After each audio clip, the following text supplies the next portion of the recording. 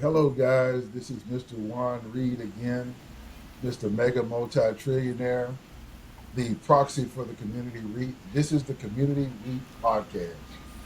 And as I stated, even though we are a real estate development, hospitality developer for the community, we also believe heavily in the development of the Black community. And the last few weeks, what I've done is identified a few guests that I believe would help us heal ourselves. Okay. I don't want to sound too serious. Uh, that's just who I am. I'm very passionate about what I do. I'm passionate about helping people. Passionate about people being better, and I'm passionate about people having the right understanding. And so, in doing so, I've identified certain people, and some of you might recognize my friend, the ultimate gentleman. We're having him on tonight, and he's going to help us evaluate the Black condition. That's what we're going to call it. There's a word that I know the ultimate gentleman is going to take from me. It's called, and this is his word. I defined it from him. So he wants to use it from there. From now on, go ahead and use it. It's called successful ships.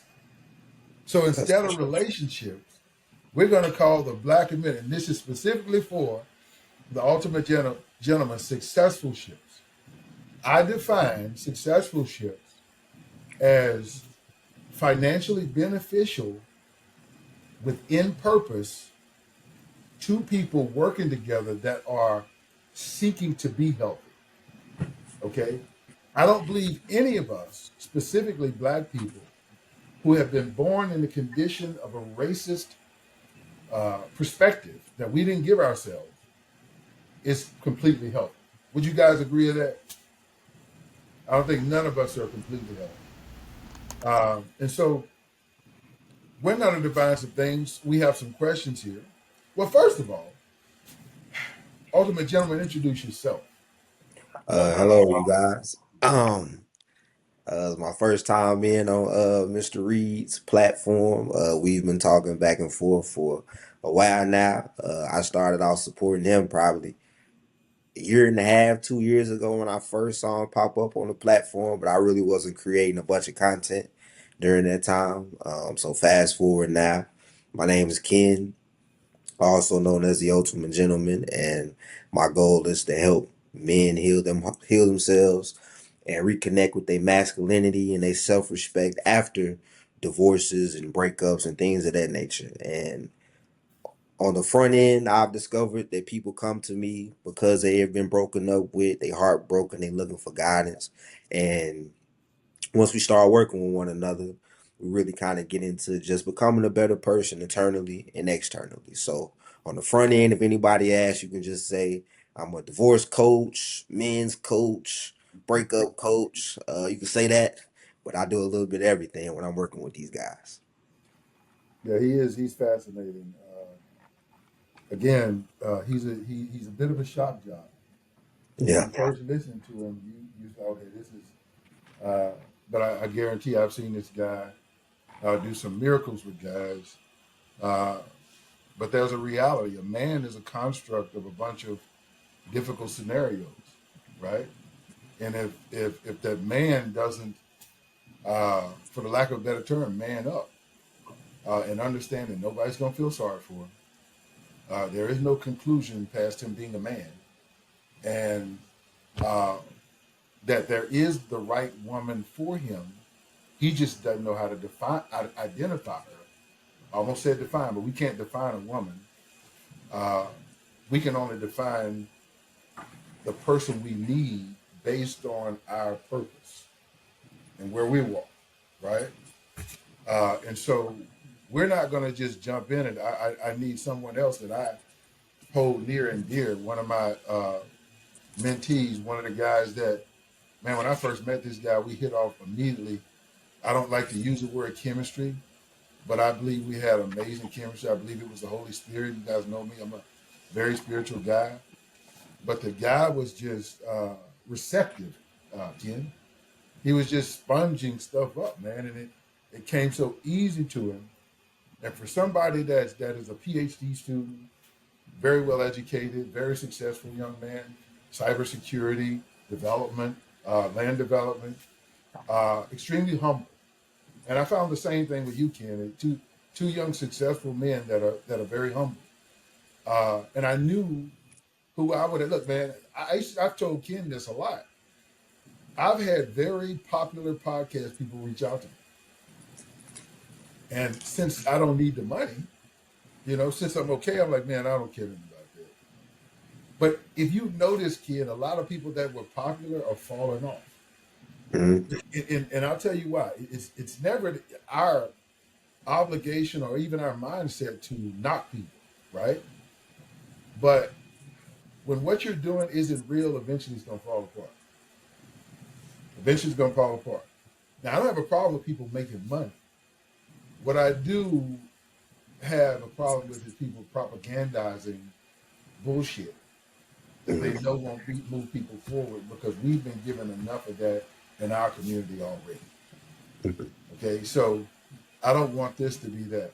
So again, without pause, I want to introduce one of my shining star mentees and just all around amazing guy, Mr. Solomon Tate, and also a partner in the Community REIT, not just the podcast. Go ahead, Solomon, introduce yourself to the people.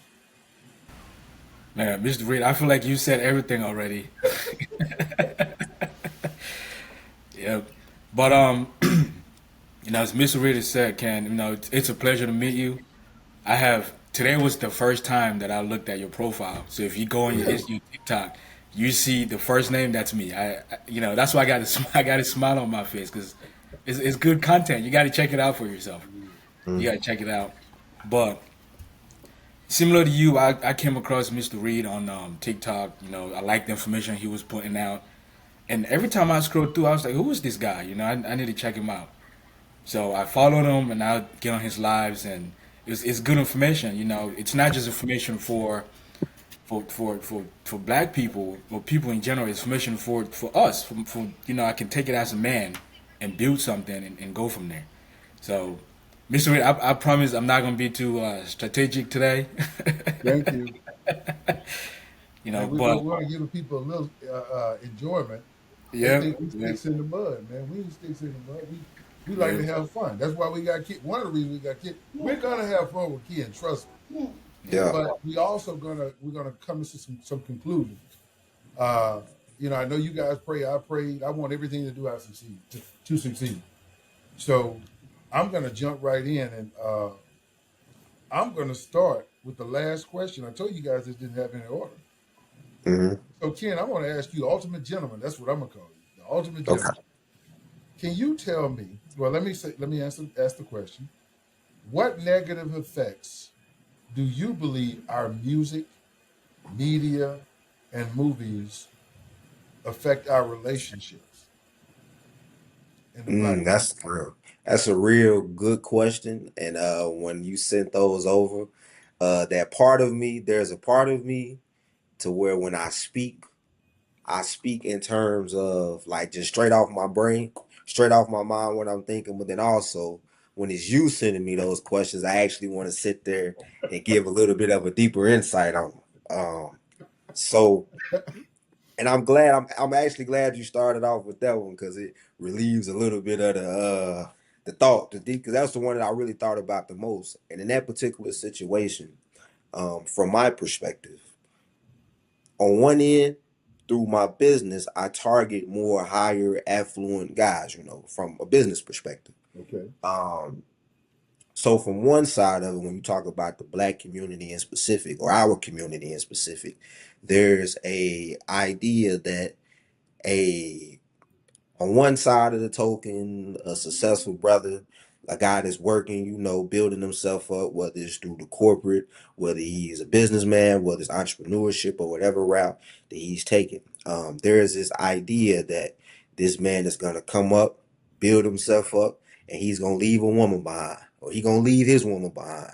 Or in our specific case, if you're a black man, you're going to leave a black woman for a white woman or whatever it may be. When you are a more affluent guy or you are a guy who is doing something well for yourself. Um, And I don't disrespect him from this perspective because I guess it's his perspective. But Tyler Perry, for example, that brother became a billionaire off of selling the this idea that we are just gonna leave our women out to dry. One of the I think one of the movies that really took him off at the beginning was Diary of a Mad Black Woman, and Okay. everybody Yeah. remembers. I think that brother name was Charles McCarter or something like that. Everybody remembers that specific thing. The successful lawyer, successful business guy. He got up, he just did the woman wrong or whatever it may be. So on one side of the equation, you have the successful man who becomes somebody. He ain't no earthly good. But then also on another side to where I grew up at or some of the environments that I come from, you have the this idea that it's the woman who's always she's the go-getter, she's the lady who's building herself up, and all she likes is bums, or she want a certain type of guy that's kind of he has short-term success but in her mind is long-term. So he may be getting illegal gains or whatever it is. 'Cause I don't knock no, I don't judge or I try not to knock what nobody is doing, but on an individual perspective, I don't think that we individually choose to be this way. But when you got the music, and I fall victim to it, I seen you make a video about it once before. When you got Jay-Z talking about I got 99 problems with a bitch ain't one, and all this type of stuff that you listen to is like this music, the movies, the entertainment, and that word you use propaganda.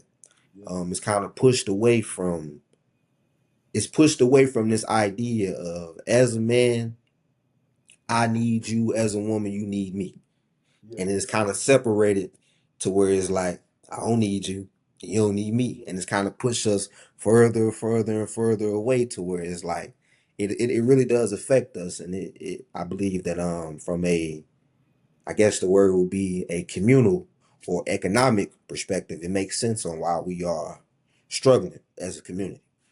Yeah. What? Go ahead, Solomon. Go ahead. Interject. Let everybody interject. So I actually like how you give that whole you painted that picture to dive into the answer, because if you look at entertainment, right, the films, the music, and all that, the only way that it is sell and go number one on the billboards if it's talking about something negative that got to do with black people. Mm. You know what I'm saying? There's no song that I know that has made it to the top where it came off and praising white people and talking about all the beautiful things we're doing. You know what I'm saying? It's always about, black people this and black people that, and I got X, Y, and Z females, I got X, Y, and Z going on. But it's never about okay, cool, black community, we're doing this, we're achieving goals, we're coming together, we're united. None of that stuff. Yeah. So I like that answer. It's a good starting point, and I hope the viewers can look at it and go, okay, we got some substance there to see where we're coming from with issues like that. You both gave interesting analyses, and you're making me jump to the back up to the top of the list by interjecting because I don't think black people really understand what racism is. I don't think they do. I think I talk a lot, and I inference in my book that Art of War is about. It's not about war. We think war is a fight. Me and Ken boxing, or we shooting, or whatever, right? It's not about that. Art of War is about a plan. It's about a strategy. It's about moving forward. It's about having a solid plan throughout the nervous system, for the lack of a better term, of the entire black community. And I don't think we've ever had that, right? So there's reasons that we haven't that we'll discuss that if you guys want to about why that wasn't established. But I want to jump to first of all, what is racism? Uh, and I posted something today about this. I don't believe black people know what racism. We think community is racist. We think Mexicans helping Mexicans is racist. It's not. We think a community working together is racism. I mean, think about what I'm saying. When a Mexican company doesn't hire you, you think they're racist. They're not racist. They helping their community. They're popping Absolutely. up on their own. You know, I think it was something that again the white culture interjected in our community just like we talk about church. They interjected us for us to be over good, Mhm. right? To sacrifice our bodies, our minds, everything for this greater good thing, and nobody else is doing it. So when they do something for their community, which isn't racist, because they're not doing it for your community. I need you to absolutely, both of you guys, to wrap your mind about what I'm saying. Okay, they're never going to give us reparations because they don't feel like they owe us anything. We accomplished a goal within a culture. We helped the white community develop their manifest destiny, the conclusion they wanted. But what's greater is we've convinced our own self that when they help one another, it's racist. Go ahead, Solomon. Look like you thinking. So tell us what that brilliant mind is saying. Again, I'm not gonna try to be strategic this week, but that's a very interesting take because we look at community and we go, yeah, that's racism because a white person is helping a white person, or like you said, a Hispanic person is working with another Hispanic person. But we also fail to understand that the racism it comes in many different forms. Okay. You know, it comes in many different forms. But what form of the racism are we getting? Are we getting all the forms of racism, or are we getting just particular parts of racism? I would suggest that only one part matters. The part that keeps us from uh, assets. And right now, as we talk about community REITs, nobody's doing that. If you and Ken and I say, look, man, we're gonna take a vacation together. We're gonna go to my place in Sardinia. Okay. So all I said, well, y'all don't need anything while y'all there. Y'all just need to get there. So what do you and Ken say? Okay, all I need is a plane ticket, my clothes, and I need to get there. Now, who paid for that? We did. We didn't need anybody else. So as long as they don't affect our assets, who cares? So then what you have here is this. This is where we have to break it down. The problem is not white people, the problem is us when it comes to working together. Nobody is stopping us from working together. So why do we have these conversations? We have these conversations because Mr. Reed, Ken, and Solomon believe that there is a psychological mindset within black people that keep them from coalescing, keeps them from working together. They don't even understand the value of working together. So then that is the problem. I don't want. Look, we're going to talk about. We're going to touch a little bit about what we talked about last week. We brought up the guy. What was his name? Solomon. The guy that messed up in Atlanta. The Tulsa. The Tulsa guy. What was his name? Jay Jay Morrison. Morrison. Okay. Yep. Um, you know, I told you guys what I thought about that guy, but I hear all these negative things said about it, and from a business perspective, as much business as I've done in my life, I cannot see anything he did inappropriate. If he had done something inappropriate, he'd be in prison. He registered all his information with the federal government and the SEC. Okay, he misappropriated funds, but it wasn't misappropriated into his pocket. He just didn't know how to account for certain things. Okay, that's not illegal. I don't know if y'all know that. But the problem that I'm talking about is them talking about it. They're still talking about it. They're still talking about it. But you have people in corporate America, Ken, that have stolen me, have misplaced. Do you know that private equity companies, you lose billions of dollars of people money every year, and they don't care. No consequence to it. Okay? So for me, it's the mindset. And then it's the next thing, coalescence. Part of coalescence, men and women like each other, right, kid? To some extent. Even if it's just so that's a some people call it a pillar. I don't call it a pillar. I call it a natural acclimation that should take place between men and women. And if men and women get along the right way in the house and also with the purpose is going to succeed. But Ken, as you just stated, they seem to naturally be at odds. Mhm. You interjected something that I want to talk about, but I'm not going to talk about. But I'm going to ask you another question. Okay. No, this is Solomon's question. Number 9, Solomon says, how do we shield ourselves environmentally as a black community globally from the negative perspectives of other cultures placed in our community? That's the first question. It's a two-part question. So I'm gonna have you answer the first part first. If you need to read again for yourself, go ahead, because it was kind of long-winded. But I know you think about that kind of stuff.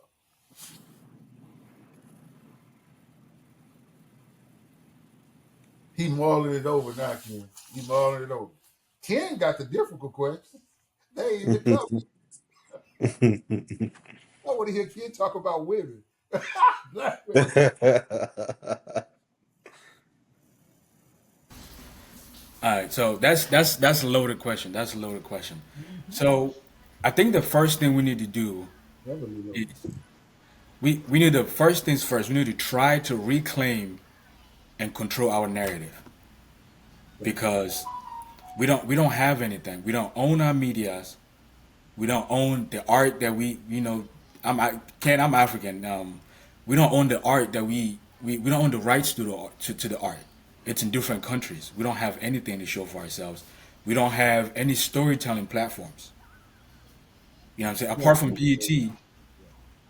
correct. Apart from BET, we don't have. I mean, BET is it's BET. We know what BET is, but we don't have anything else. You know what I'm saying? In order for the black community to put something out, we have to go to different people to put something out. We don't have anything on our own, and also we have to get back to the basics of building our identity. We need to get back to knowing who we are because as black people, we try so much to fit into other people's cultures, and we end up just being out here not we don't know what we're doing. Because it's not designed for us, so we try to fit into something that it's not ours in the first place. Right. And also I'm gonna go back to what I think I talked about it the first session we had or the second one. When we go back to our economic strategies, we don't have anything, No, we and don't. that's where the community read I think comes in to help us, greatly with coming together and having unity, so we can build something that's ours. We don't have anything. The The second part. average. I'm sorry. Go ahead. I was going to say the average black family doesn't have access to just go to a bank that's owned and operated by black people to get a loan to do something. We don't have those type of access. So, in the second part of the question, and you're right about that. And what, in your opinion, is the biggest stigma we accept in our community? What stigma do we accept and Solomon every day that keeps us down? I know it's a hard question. That's why I'm asking you. It's You got the it truth. is, but I think the number one thing on the main thing is that as black people we gotta struggle. We need Say to again? struggle. We need to struggle for everything we have. That's good. In order for us to get something, we need to struggle for it. Yep. And that's why, like, black people, we're the only ones talking about, yeah, I need to grind. I need to put in these hours. I need to get it out the mud. You know, you know, that's the number one thing. We look at a black person that have some money or is out here successful. The first thing we think about is, yeah, or they'll even tell you, like, I got it out the mud. I grind for it. Yeah. So we grow up. I'm relating this back to the rap music or to music in general, and entertainment that we consume. We grow up looking at those things and go, yeah, in order for me to get to where this person is, I need to struggle. And we don't know what degree of struggle. We just gotta struggle. Ken, what do you see that in relationships you talking about right there? Because I see some analysis. You see any of that in relationships one where the brother feel like he gotta go through a bunch of shit with a chick to make it feel like it's working? Yeah, yeah. They're kind of the same thing that he just said when you said the stigma on what do we accept outside of relationships. If you accept that either you have to stay in your current condition. You can't really control what you are born into. You can't really control that. But what you are born into, once you are I guess, a legal adult, or you have some form of free will, or you have the acknowledgement of free will, then you can start to navigate around those things and you can start making decisions and betterment for yourself. And that's outside of relationships. So not even accepting that stigma of we have to struggle, I have to stay here. It has to be hard because if you believe that in the everyday steps towards becoming better, to answer your question, Mr. Reed, you also that also translates to relationships as well. Um, we went through a rough time. Oh, it's been hell. We've been together for 10 years and the last 5 years ain't gonna be good. Marriage is suffering, relationships are suffering. Yeah. You ain't gonna like him, you ain't gonna like him, but that Hey, mean y'all love one another. what's the That's other one? bullshit. The one they say a lot. That's interrupted. Uh, if the woman ain't happy, ain't nobody happy. Bullshit. Man, look, Bullshit. I'm gonna be But happy is that here right too. there? Man, look, I was 23 years old, and man, I tell look, you know, they say to I say, man, get out of here with that. This old man was trying to tell me that. Well, that's crazy, man. That's that. Both of you did really well on And that to one. and not even interrupt you, but to add on top of what you just said, there to finish answering your question, yes, struggling, overcoming, and going through hell and suffering to validate your identity as a man. Okay, okay. I'm not man. Y'all was thinking along the same line. Y'all sure y'all didn't talk before we got on here? Nah, my first time meeting Yeah. him. I'm gonna go to number two. I'm gonna go to number two, Ken. What should be the role of a woman in the black successful ship? Now, I've already defined what a successful ship is. It's simple. It's a successful black relationship that's let's be honest, that is driven by purpose. Okay, what is Mhm, purpose? How we've chosen to make money and glorify God. mhm. Okay, how we've chosen to make money and glorify God. How what kind of woman he needs? I believe this kind of double sided. On one side, the woman, it is depending on who you choose, but on one side, the woman should have the ability to be coachable and adjust to whatever that man's may need from her because every man is different. But more importantly, outside of that, she has to be a whole person or almost whole person within herself, even if she's with that man or any other man.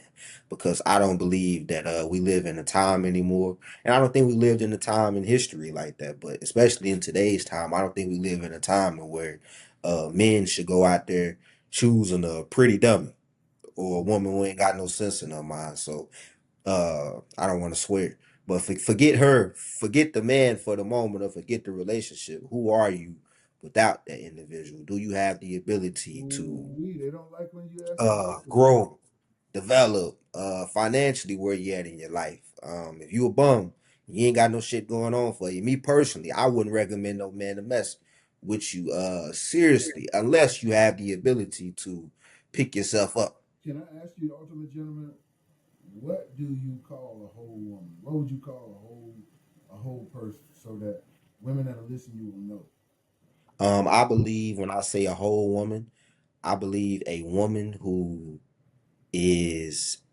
has a form of education, and I don't mean education as far as college or anything like that, but education as far as who she is. She understands her purpose. She understands her likes, her desires, and what she wants outside of a man.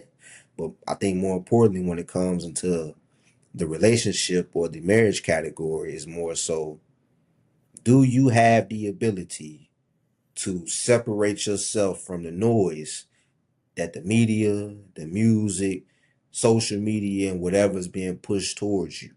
Do you have the ability to pull yourself away from that and be completely locked in on your successful ship as you called it. Do you have a level of accountability? Is it everybody else's fault? Is it your last man's fault on why you ain't shit? Is it that man's fault that you with now why you ain't shit? Can you look yourself in the mirror and say, you know what? I made some poor decisions and I shouldn't have done that for myself. But now that I know better, I'm gonna do better. I believe that's a person. I don't think that we ever 100% whole, No. but I think that we always on a journey to becoming better. So if you are that person without a man, once you get with a man that's on the same type of time, that successful ship as you call it, is gonna flourish immediately. I love it. That's a good answer, So, Mr. Reed, if you don't mind me interjecting, I know you got your questions you want to ask him. I just one thing just flew in my mind where he was talking. I want to ask this question because I know, again, this is not to bash women, but a lot of women have the ability to put on that mask where you can start talking to her today. It can take years before you even see that come out, and you go, this person put on a mask for so long. So, how would you recommend, or what advice would you give to men in general to be able to look past that, or to be able to see that from when you're going through that talking stage? Are you asking me or Mr. Reed? brother. Who's asking you? I'm asking you. Me? Oh, I believe that you have to.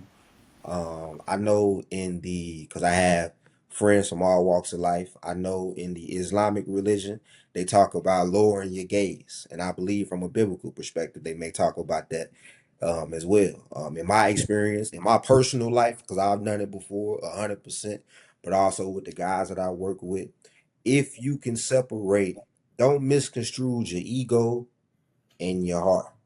And don't get it confused with your little head and your big head.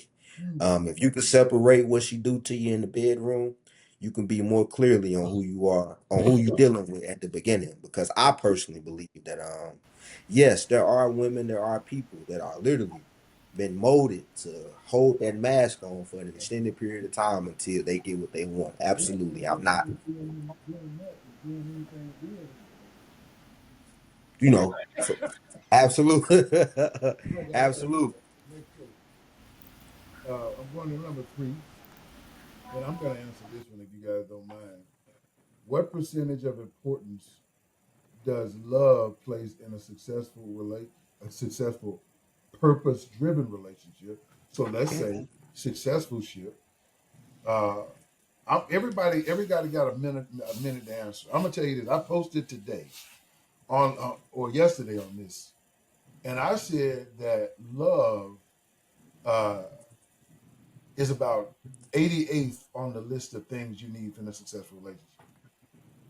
And ironically, the crazy part of it is I didn't expect this, but men were the ones that spoke most negatively about this. I didn't hear any women say anything negative about it. Let me explain something to you. A man doesn't understand what love is. A man doesn't.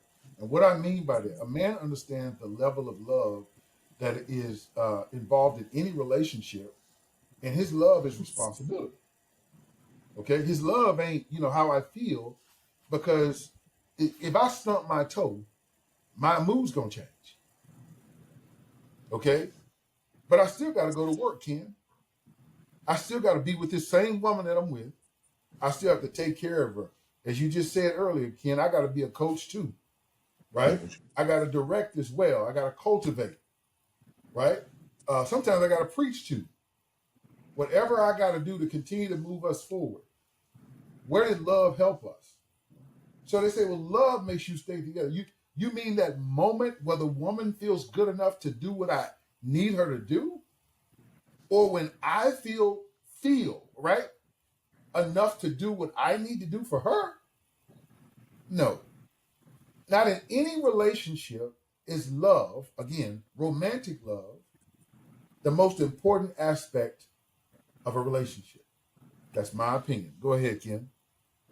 I actually don't disagree with you when you say that, and I wanted to take some time to kind of reflect when I read the question earlier, but also think about it some more as you were speaking about it. I agree 100% when you say that. I think that love love, as far as an emotion or an adjective, isn't important. I remember my grandmother telling me that love is an action word. Yes, sir. So I can say that I love you, but don't do nothing in the continuance of our relationship. That's good. Um, so I think love isn't necessarily important, but I think respect and duty is more so what keeps it on a long term basis, if I'm answering the question properly. Yes, well said. Well said. Go ahead, Mr. Tate. I mean, I agree with both of those answers and point of views. The way that I look at it, or the way that I approach this, is that when you first meet somebody, you don't just love them straight off the gate.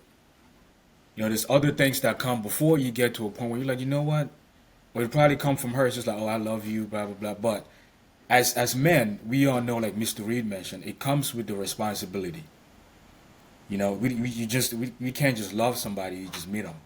So it takes time to, again, when you ask the right questions, going back to the question I just previously asked, it takes time to build that. Yeah, And we all know it's a secondhand feeling because nowadays we got people that are going to cheat on you and turn around and tell you that I love you. exactly. You They know? believe they believe the feeling, not the action. They believe the feeling. I just had sex with somebody else, but I don't have. In other words, I don't have any responsibility to you. I can do what I want to with me and still feel about you, but fuck him or her, right? Hmm. That's why I wanted to interject that because I need, you know, just in saying that, we may have changed someone's mind about what they believe love is, and now that they know it's a responsibility, it's always for me to mitigate things so that people understand. First of all, you got to be a person of character, and character is only built, guys, in what you do. You can say, Hmm. "Now I'm a man of character," okay, but you just went around the corner and stole something from somebody. You're not a man of character. It's all in what you do. God does not believe what you say; He believes what you do. That's why when you see people quoting scriptures, and then you say, "Well, okay, why they ain't blessed?" It's not God.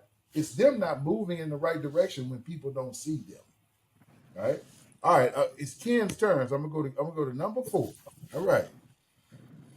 What, if any, importance to successful ships does God play, and how you suggest couples implement? And excuse me, that's two parts of the question. What do you think? What part does God play in a successful ship? And then the second part of the question is, what do you suggest? How do you suggest couples implement God in their relationships or successful Uh, ship? I believe that from a spiritual perspective, and this is me coming from a guy who come from parents that share different sides of beliefs or whatever it may be. So I always kind of speak from both sides. On one equation, there comes there, and especially in our culture, we talk about being equally yoked a lot. Yeah. Um, we talk about that a lot. But I do believe that whatever the version of God that these individuals believe in, if they find that it's in alignment with each other, then I believe it's very, very important because you have to rise above when we was talking about your feelings, your emotions, and serve something that's higher than yourself, Mm, and that requires a ego drop on man and woman. That requires for us to drop whatever we feeling, and we have to submit to something that's higher than you and I. And I don't think without that, we kind of fall to our lower nature and we just do whatever the hell we want to do. that's true. That's a good stuff. Solomon, what do you think? Yeah, I think that's an interesting standpoint. Like Mr. Reed mentioned, man, this I feel like this episode is gonna change a lot of lives. It's gonna change because people are gonna hear and go, okay, yeah, I get it, I get it. But it's a very interesting take because we don't want to give things time to grow. We want things to happen now, Mm, and we forget that there's always that bigger picture, and that bigger picture is what really matters. Because at the end of the day, all of that stuff for what, you know? If you actually say what's the end goal of the relationship, if we're not looking at the bigger picture, That's good stuff. Solomon, it's your turn, brother. You ready? How does a man recognize the woman God has given him to help him with his purpose or success achieved? Oh man, another loaded question.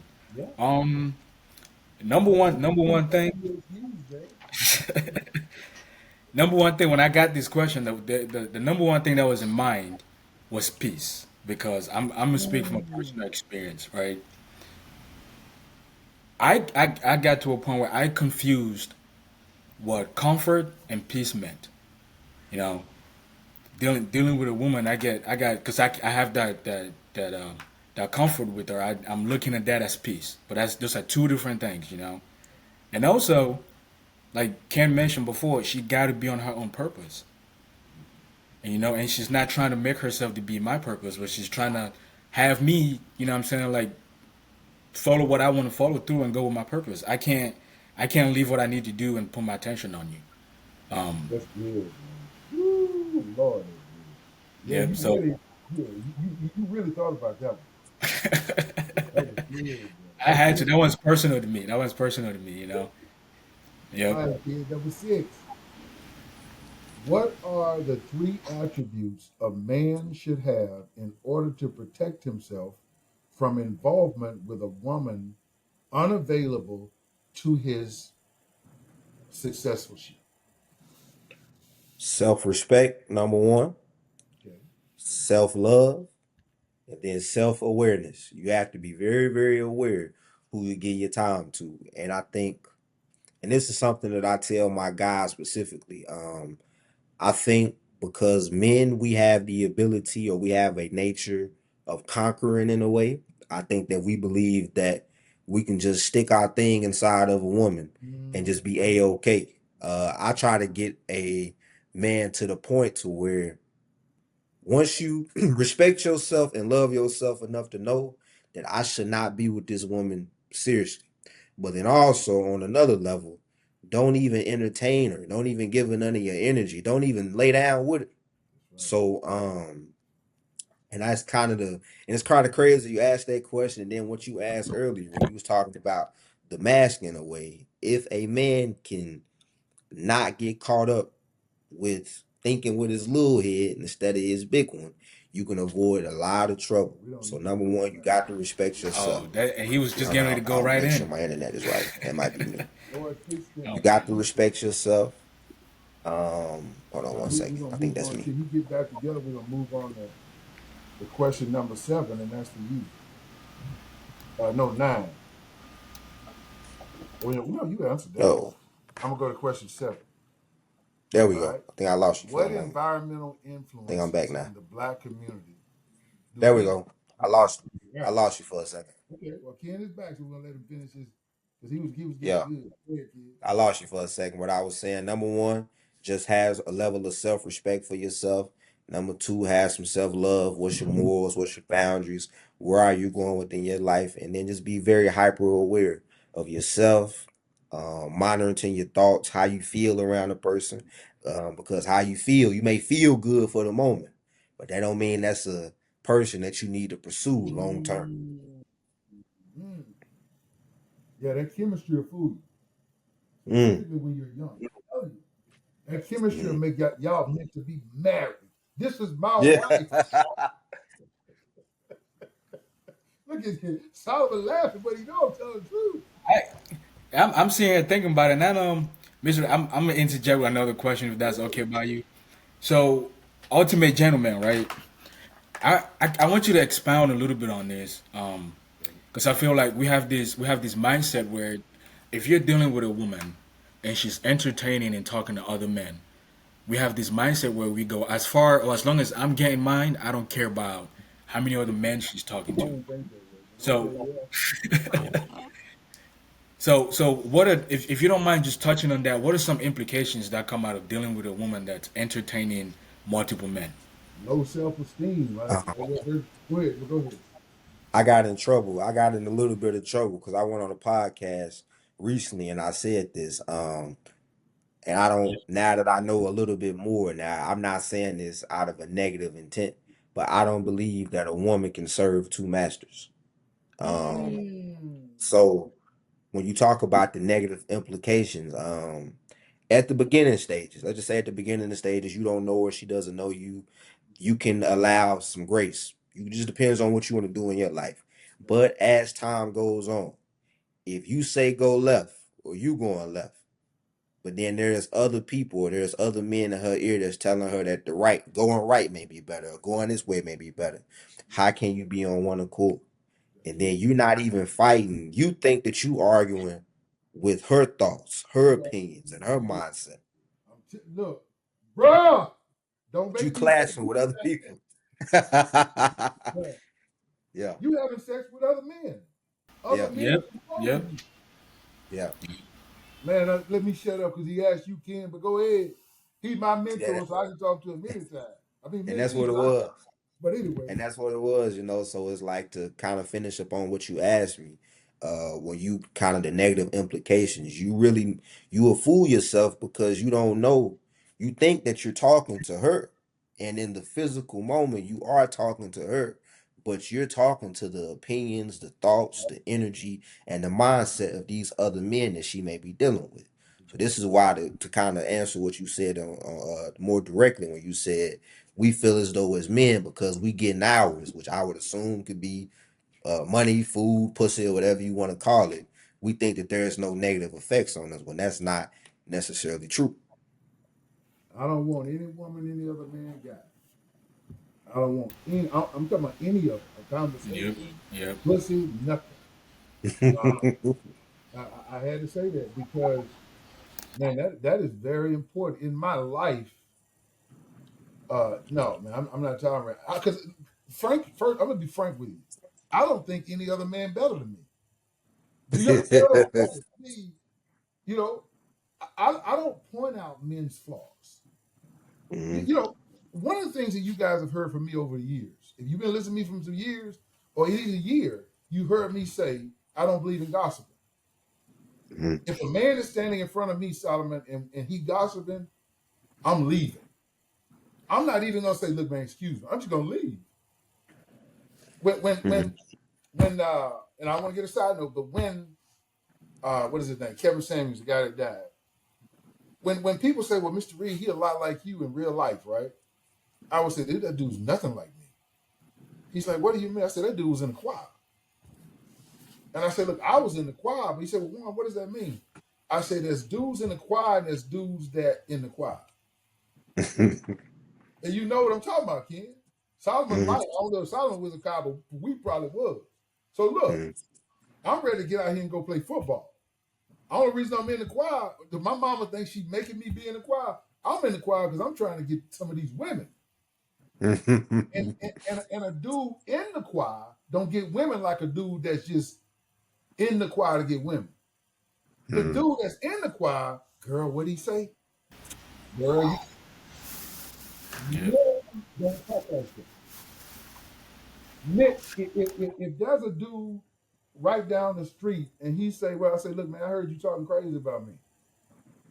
I don't say, hey, yeah, man, he was talking crazy about me. Really? With 18 people, and then we had a conversation, right? They gossip. So, no, we're nowhere near alike. He's a mhm, quiet dude. That's why he was good at all that. That's why he stirred women up so much because he know how to stir them up because he couldn't get them in real life. There's a type of dude. Look, man, I've hung out with a lot of famous people. I hate to tell y'all who they are. That couldn't get women. They had to have their boy. Hey, look, man, he like you. Really? Martin liked me? Oh, I said a name. Martin couldn't get women. Guess who could? Eddie Murphy. Because Eddie was the dude, right? It's a different kind of cat. But you never hear Eddie gossip about people. You hear people gossip about Eddie. Okay? It's a different kind of cat. But, man, that's some good stuff. You, babe, you can't serve two masters. mhm, Either I'm the man or I'm not, Ken. mhm. If he better than me, go be with him. Absolutely. Okay? And not because you can't. Listen to this. I gotta say this. I gotta sit here for a while. Y'all got me stirred up now. I got to sit here. I have never not gotten a woman I want ever. And that might say, okay, well, Reed got a little money. He look all right. No, it ain't nothing to do with that. Ken, you said something. Let me give your viewers a valuable lesson. You got to have criteria. You got to stick to it. Simple as that. I've always had criteria, and I stuck to it. I don't want the most popular chick because everyone is sleeping with her. Go ahead and shake your kid head, kid. You know I'm telling the truth. People think, oh, she clean, she cute, she wearing the newest this, and bruh. Because I'm gonna tell you a story about her, Ken. Her daddy worked at a refinery or had a good job, was in the military, bought her a car, and when she was a kid, people thought that meant money. But when she grew up, she realized, okay, I ain't got no money. So what do I gotta do? I gotta marry a football player. I gotta do this, I gotta do that. But those dudes were like me, Ken. They had criteria. Because their mama told them the same thing. I'm bad too. Mm-hmm. I didn't have to wait until I. So what do they end up doing? They end up going around. So I want the girl next to her who's seen all her mistakes, Alvin. I want the girl who is just as pretty but don't know it. All she Mm-hmm. needs to do is comb her hair like this or do that, and that's it. And she's smart. She's making straight A's. The other girl making A's because she's sleeping with the PE teacher. Yeah. I Yeah. I saw all that as a kid, Ken. And then Yeah. this is what they say, Solomon.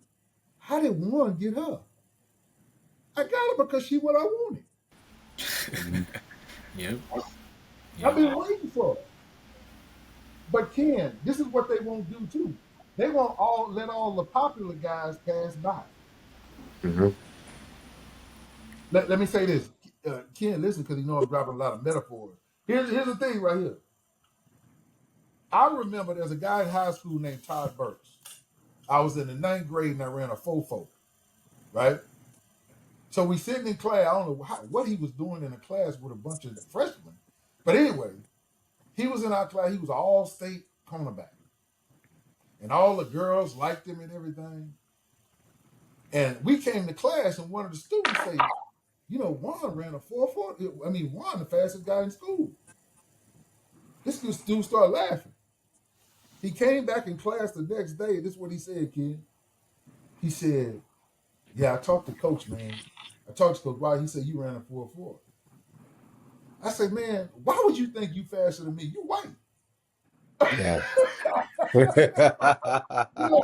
You're not supposed to beat me, right? Yeah. And here's my point. Solomon, women don't know what they want until they see it.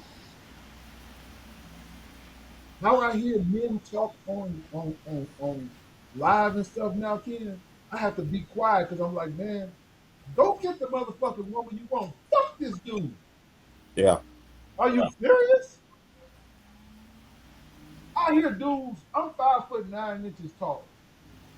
And I never walk in a room talking about that dude tall.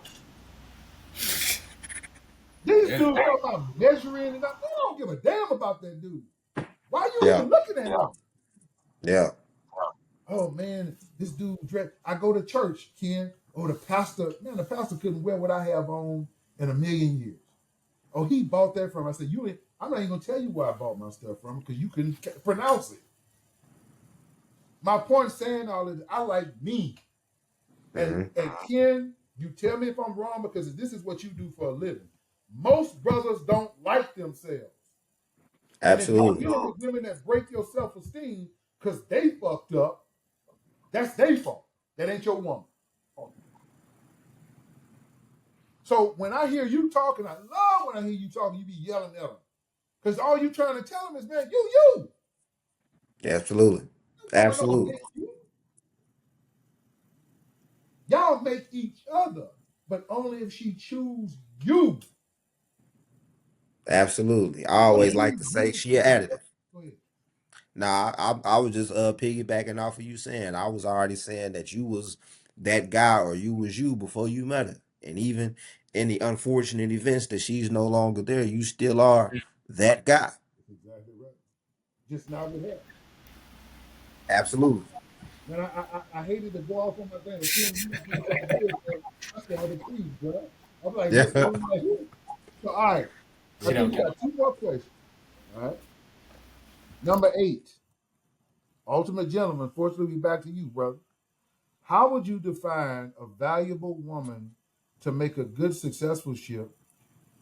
What would her main 3 attributes be? I asked you about the male before. Now I'm asking you about the female. Well, you answered that, I think, didn't he? No, I think it was from the male's point. Yeah, I think the male point. Yeah, from this one right here, I would say the 3 attributes as far as the successful ship, as you call it, and I do like that a whole lot. It would be honesty, respect, and loyalty. Okay. Those would be the 3 main things that I would think that I would say in my that I would want in my personal life, but also what I see would be very, very, very important traits to maintain it over a long period of time. But out of those 3, I believe honesty is the most important one. Man, they lie. Women lie for nothing. You hear what they say? If you find a woman that don't lie, you can find some. Yeah. But I tell you. What do you think, Solomon? Go ahead, man. Open it up. Open up Um, the can, bro. oh man, I was just gonna add integrity on there too Hmm. because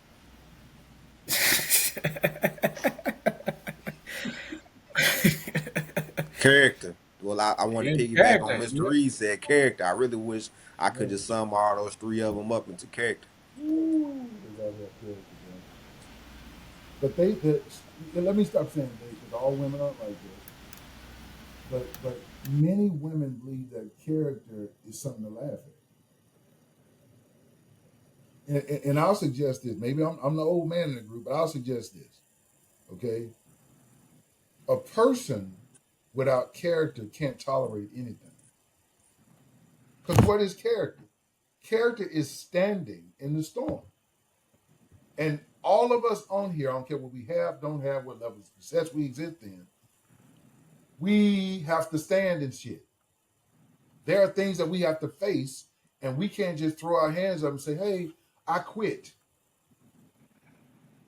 But and Ken, what lends a lot to that, specifically in women, is the fact that men allow it. Hmm. Men allow, oh, she's a woman. So I posed another question, and this is to both of y'all. This ain't even on the test or the list. What benefit is church to a successful ship? Solomon want to talk. His tongue about to come out of his mouth, but I want to hear what I really want to hear. What you have to say about that, Ken? What Uh, in churches affect relationships negatively? what in churches affects relationships negatively? Right.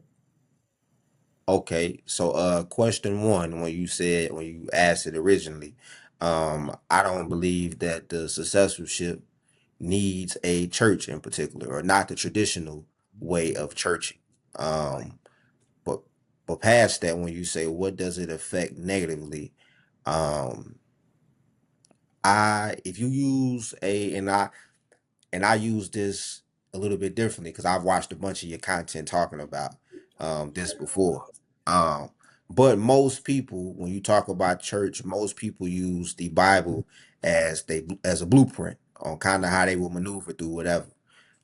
I remember my grandmother saying at once upon a time, and she's passed on now, but I remember she said that there's a difference between what the scripture says and what the pastor is saying. Um, You was so smoking up beyond us years. Go ahead. so so I believe when you say negatively, I believe that there is God's ideology, or there's God's perception or perspective, and then there is man's, how we interpret it and how we distribute it out to other people. So I believe from my experience, what I've saw, and what I kind of see that's going on, um, as far as a successful relationship, again, it goes back to what I said earlier. I believe you can have spiritual guidance. I believe that it's okay to admit that somebody may have, more knowledge in a certain area as you. But uh as far as man and woman, pastor ain't paying no bills around this motherfucker. Pastor ain't in this household. So we got to have the same, whether it's a Bible, whether it's a Quran, whether it's a Torah, we got to be aligned with one another outside the church before we even get them intertwined. Yeah, that hour can't control our lives. Go ahead, Solomon. I know you got a lot, so you might get another hour on to do it. I just got two. We just got two many things I want to add. Right, when it comes to the whole church thing, I personally think that relationships shouldn't even go to the church because majority of these pastors are out here. They're out here. This is a bold claim, but they're out here sleeping with the church members. All the sisters in the church and all that. And some of them, because think about it, if you want to have a woman to do whatever, you can talk to her from Monday to Friday. Yeah. But if you want her to do something, just call up the pastor and go, "Hey, my wife's doing my girl's. I need you to talk to her. I need you to talk to her, and I can guarantee you she's gonna listen to that pastor. Yeah. She's gonna listen to the Well, pastor. But y'all say young people facts. yeah, Facts. That's right. but you've been preaching that same. Yeah, you've been preaching that same thing for to her over and over and over. But once the pastor says it's coming from God, you know. Yeah. I used to laugh at them. That's so true. Look, man, I'm gonna say this. I recognized this when I was 24 years old. I was going to mega church, Ken, Solomon, and they found out I had a little bit. The woman I was with, educated, whatever, right? So they pick you out, right? And one thing you can recognize in any, again, if you hadn't read Art of War, please read it. They always put the dummies out front. Always. You always can recognize a situation if you're a free thinking, intelligent people or a person that the dummies are always going to be out front. Mhm. So that's the first thing that kicked me off. The other part of it is, okay, I'm like, hold on a second. This guy's saying doesn't make any sense. He needs to be wealthy so that we can understand what wealth is. Well, I already understand what wealth is. It's not hard to understand what wealth is. Wealth is everywhere. You just don't have it. Nobody understands being rich better than somebody broke. Amen. So here's the thing. Uh, the pastor asked for a bunch of money. He had this excitement, kind of like he was like, "Well, we're going to give $1 million in one day." Ken, I look like this. What? Like for what?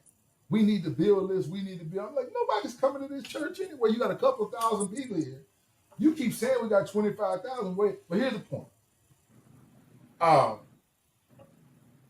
I'm about to leave, but I'm struggling between leaving because I told you guys all my life my struggle with religion, not God, religion. So then my homeboy called me. He works for Coca-Cola, Ken. He's an accountant at Coca-Cola. He said, Juan, I need to talk to you, bro. I said, oh, Lord, what happened? We met, we had coffee, and he told me his wife took all their money out of their account and gave it to the church. Oh man. Bro, I almost said, man, we need to go get them things and go get it. Because Come on now. Come on now. he said, one, I had to go down there and talk to the people. I had a time in the world to get my money back. He said, man, and then not long after that, they divorced. It is, let me say this on my part. Women are the most literal people in the world. Do y'all agree with that? Specifically when it comes to money. There are no more literal. What I mean by that? When you tell a woman y'all got $10,000 in the bank account, it better be $10,000 in the bank account and not $999,000. You know what I'm saying? It better be what you say in there to the penny, man. And everything they do to the penny, especially if you got a good one. But when you, just like anything else, when you tie the circular reasoning of the Bible and the all-knowing authority of a pastor, a woman then throws out all reason. And the man that literally God is putting in there, putting, oh, I can't get it right, I'm so animated, had put in their lives, they overlook for the man that they don't even know and they see for one day a week. That is what's tearing our families apart. That is one of the greatest parts of, and nobody wants to say that because it's circular reasoning, Ken. What does circular reasoning do? It keeps you coming back to the thing that has your answer, but it really doesn't because the conclusion is already there. The other day I was watching this show, Christians and atheists, Christian and these people. It was always Christian and atheists. And I noticed one thing, because I used to do it when I was in the church. A Christian always starts the conversation off as being correct. In other words, whatever we talk about, we're gonna come back to I'm being right. Mm-hmm. And I'm telling you, I recognized this from a teenager, but I couldn't understand what it was, and it took me 40 some years to get out of it. When anything starts off with the conclusion already made out, it's not of God. It's not of God. It's written from men, and it's meant to direct you the wrong way.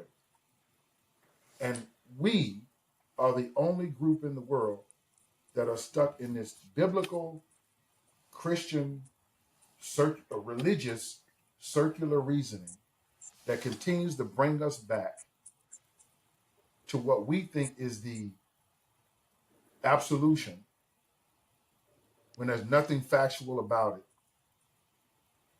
And it's not our pot of gold. Our goal is working with one another, cultivating one another. And that one another also means relationships with women, between man and woman. Okay. If you guys have something else to say, I don't have anything else to say. I do want to say, first of all, before I close out, man, I appreciate you both coming on. Ken, it is exactly what I thought it would be. Mm-hmm. Exactly what I thought. And I'm glad I got the opportunity to let people really know how deep you are. Yeah. Because Yeah. I wanted to hear what goes on in the session, right? Mm-hmm. And that's what we got to hear today. So if you Mm-hmm. have anything to add about what I closed on, I'd love to hear, man. Any closing statements to what Uh, we're trying to do. Yeah, I'm appreciative to even just be on the platform and be on here, next to some great men. I know you definitely introduced me, with the what they do on them shows, when them shows getting ready to start, parent advisors, they put the little advisory on there, whatever it may be. So on the front end, you might perceive me or people may perceive me as a person that don't like women, fuck everybody. All I do is cuss. I don't know how to use no regular language or whatever it may be. And from a internet algorithm perspective, yes. But when we actually get to talking on the back end, and I really, this is the second long form show that I've done since I've started creating content. So a lot Hope of you people blow don't up. get to Hope see you blow up. this, and a lot of people don't get to see this part of me, because this part of me, I haven't sworn that much, I haven't even yelled like that. I only do that on my content, but on the back end, when I'm actually working with people and I'm talking to people, this is how I am 99% of the time. So it's been an honor just to be up here again. I was a supporter, a fan, or whatever you want to call it, a while ago before you even noticed me. I even through watching your content, I knew to address you as Mr. Reed, like just through watching what you were saying, stuff like that. Like, and I'm And looking, so it's I been like appreciate it, man. it's amazing. So I'm appreciative. Hey Ken, if you don't mind, could you tell the people where to find you on social media? Yes, on Instagram, I am the ultimate gentleman. I think my number is 5 on there. But I got the blue check, so I'm verified over there. I'm sitting at 82,000 followers over there. And then on TikTok, I'm at like 38,000 followers. And on YouTube, I have it's the Ultimate Gentleman 5. If you search it the same way like that, I show up, and I'm sitting at 2,000 subscribers right now. I'm not too active on YouTube. I probably dropped maybe 4 or 5 videos in the last 6 months, but You gotta everybody been join us telling me I need to again, go over bro. there. You gotta join us again. Yeah. So Gotta do yeah, it again. So absolutely. we appreciate you guys. Solomon, you wanna close something out? Go ahead, bro. Oh, I was just getting ready to say it was a pleasure to get to meet you, man. And I really hope that people spend some time to watch your content because it's really good. Today was the first Absolutely. time, probably ten minutes prior to when we got on. That's when I went. So let me look this guy up on TikTok real quick. And Absolutely. And if you don't mind, can you like send me a message through there and I'll make sure to follow you so I can stay in touch with you. I got it, man. I appreciate it. All right, But guys, we're gonna close out, but I'm gonna say this. Um, our job is to do what we're doing right now. The reason Mr. Reed wanted you guys to see this characterization of Ken, of the ultimate gentleman, was because I knew he was deep. You guys didn't know. You just are entertained. But Ken is a very deep guy. You can't. I'm gonna tell you somebody who does help men. I'm not gonna say it is my job, but it is my purpose to help men in their lives. That Ken has a difficult job because there are a lot of broken men. So you have to understand somebody who's uh, coached and brought through so many therapeutic processes. These men and broken men, how much they really know. And I just wanted to get a little piece of what Ken knew out. And we hope we did that for you guys. What it does for us is this. We as a community REIT, we are a community uh, set up strategically to recruit investors for a monolithic financial group in order to bring up the minority or the black, forget minority, black community. Okay?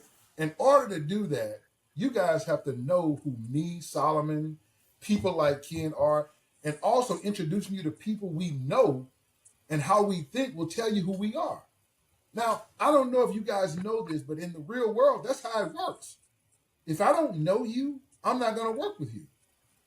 And maybe I'm old school enough to recognize that knowing people is the way, not to your heart, but to your intellect. Mr. Reed cares about us, right? And that's what I want you guys to know. And Solomon and I, we care about you guys and all the other board members and stockholders. So thank you for joining us again. And you guys have a lovely evening. God bless.